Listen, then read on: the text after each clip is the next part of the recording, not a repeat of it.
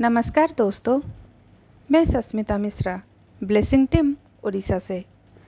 हम चर्चा कर रहे थे परमहंस योगानंद जी की किताब ऑटोबायोग्राफी ऑफ ए योगी, और ये है ऑडियो नंबर 7। तो चलिए अब आगे की यात्रा। तुम्हारी माँ के साथ ही मेरा सेवा का अंत हो गया। मेरी माँ के प्रति आजीवन प्रेम भाव में उनकी आंखें खो गई। मैं अब किसी अन्य स्त्री की सेवा ग्रहण नहीं करूँगा।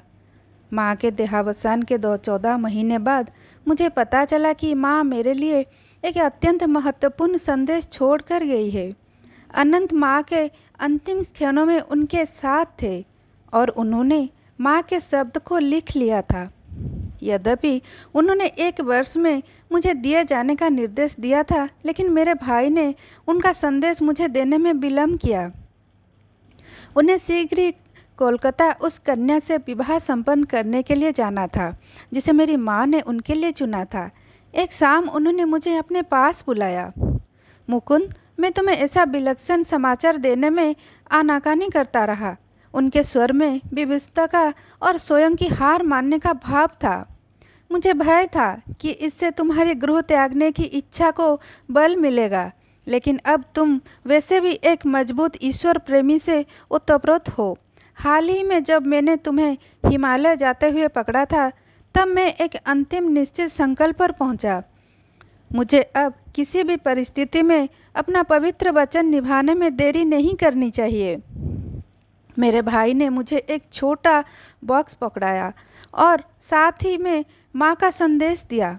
माँ ने कहा था, मेरे प्रिय पुत्र मुकुंद, इन शब्दों को तुम मेरा अंतिम आशीर्वाद समझना। अब वो समय आ गया है जब मुझे तुम्हारे जन्म के बाद घटने वाली अलौकिक घटनाओं के बारे में तुम्हें अवगत कर देना चाहिए। तुम मेरी गोद में एक छोटे से शिशु थे।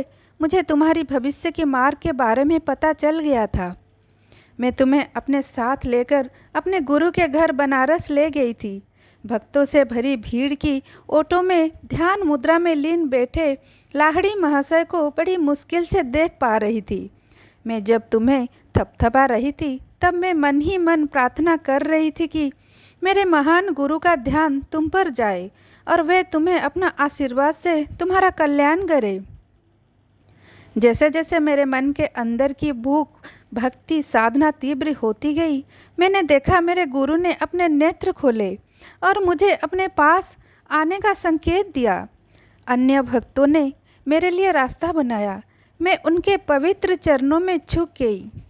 मेरे गुरु ने तुम्हें अपनी गोद में ले लिया, अपना हाथ तुम्हारे माथे पर रखा, मानो तुम्हें आध्यात्मिक दीक्षा दे रहे हो, और मुझसे बोले, छोटी माँ, आपका पुत्र एक योगी होगा, एक आध्यात्मिक इंजन बनकर ये अनेक आत्माओं को ईश्वर को साम्राज्य में ले जाएगा। सर्वज्ञानी गुरु ने मेरे अंतर मन की गुप्त प्रार्थना स्वीकार कर ली थी। ये देखकर मेरा हृदय अति आनंद से भर उठा। तुम्हारे जन्म से कुछ समय पहले उनने मुझे बताया था कि तुम उनके ही मार्ग पर चलोगे। मेरे पुत्र, बाद में जब तुम्हें अलौकिक प्रकाश के दर्शन हुए, उसके बारे में मुझे और तुम्हारी बहन रोमा को पता चल गया था, क्योंकि दूसरे कमरे से हमने देखा अपने बिस्तर पर तुम निश्चल अवस्था में थे। तुम्हारे छोटे से मुखमंडल पर अलौकिक प्रकाश था। तुम्हारी आवाज़ दृढ़, निश्चय और ओजो भरी थी। जब तुम ईश्वर को खोजने हिमालय की ओर जाने की बात कर रहे थे, प्रिय पुत्र, इन विभिन्न संकेतों के द्वारा मैं समझ गई थी कि तुम्हारे जीवन का रास्ता सांसारिक मोह माया के रास्ते से दूर कहीं आगे जाएगा। मेरे जीवन की एक अद्वितीय घटना ने इस पर निश्चितता की मोहर लगा दी। वही घटना आज मुझे मृत्युशैया से ये संदेश देने के लिए बाध्य कर रहा है। ये घटना पंजाब शहर की है। वहाँ मेरा साक्षात्कार एक साधु से हुआ था, जबकि मेरा परिवार लाहौर में रह रहा था। एक सुबह एक नौकर मेरे कमरे में दौड़कर हुआ आया। मालकिन, एक अजीब सा साधु द्वार पर है। वो जोर देकर कह रहा है कि मुझे केवल मुकुंद की माँ से ही मिलना है। इस सरल शब्दों को सुनकर मानो मेरी अंदर कोई तार झुकती गई। मैं तुरंत उठकर आगंतुक का स्वागत करने पहुंची। उनके चरणों का स्पर्श कर मुझे प्रतीत हुआ जैसे ईश्वर का सच्चा मनुष्य मेरे सामने था। माँ, उन्होंने कहा, महान गुरुजन आपका बताना चाहते हैं कि इस पृथ्वी पर आपका वास ज़्यादा दिनों तक नहीं रहेगा। आपकी अगली बीमारी आपकी आखिरी बीमारी सिद्ध होगी। उसके पश्चात सन्नाटा छा गया, लेकिन मैंने किसी तरह का कोई भय अथवा संकट का अनुभव नहीं किया, बल्कि एक महान आत्मिक शक्ति की अनुभूति हुई। अंत में उन्होंने मुझसे फिर कहा, आपको एक चांदी का ताबीज अपने पास अमानत के तौर पर दिया जाएगा। मैं इसे आपको आज नहीं दूंगा। मेरे सत्यता कल प्रमाणित होगी। जब आप कल ध्यान कर रही होगी, तब आपके हाथों में ये मृत रूप धारण कर लेगा। जब तुम्हारी मृत्यु निकट होगी, आप अपने बड़े पुत्र अनंत को 1 वर्ष तक अपने पास रखने को कहोगे और फिर इसे वो आपको दूसरे बेटे को दे देगा। मुकुंद महापुरुषों से प्राप्त इस ताबीज के मर्म को तुरंत समझ लेगा। ये ताबीज उसे तब मिलना चाहिए जब वो सभी सांसारिक मोह माया आशा आकांक्षा को परित्याग कर ईश्वर की खोज की शुरुआत कर रहा हो।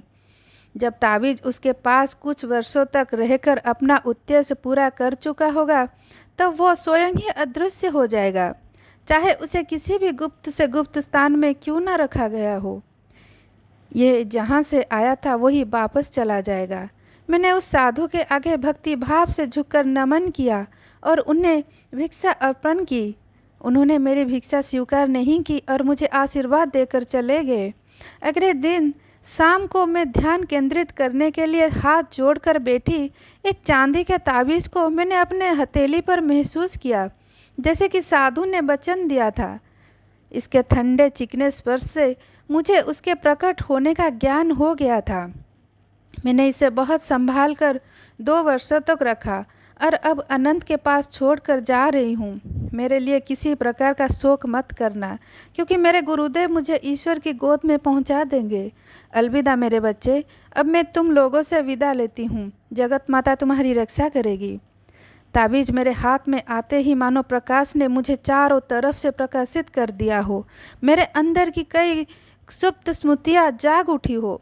देखने में ताबीज प्राचीन अजीब सा गोल आकृति का था, जिस पर संस्कृत के अक्षर में ओकेर लिखा हुआ था। मैं समझ गया था कि ये मेरे पूर्व जन्मों का गुरुओं द्वारा भेजा गया है, जो मेरे इस जीवन के पथ का मार्गदर्शन कराएंगे। इसका एक गहरा अभिप्राय ये भी था कि ऐसे ताबीज़ के अंदर की रहस्य को और खोलना उचित नहीं होगा। आखिरकार कैसे मेरी ज़िंदगी से ताबीज़ कितना दुखद परिस्थितियों में गायब हुआ और कैसे इसकी क्षति के बाद मुझे मेरे गुरु का प्राप्ति का लाभ मिला, इसे प्रकरण को इस अध्याय में नहीं बताया जा सकता। लेकिन छोटे बालक जो हिमालय तक पहुंचने के अपने प्रयासों में नाकाम रहा, वो प्रतिदिन अपने ताबीज़ के पंखों पर सवार दूर दूर तक यात्रा कर रहा था। आज के लिए इतना ही। नमस्कार।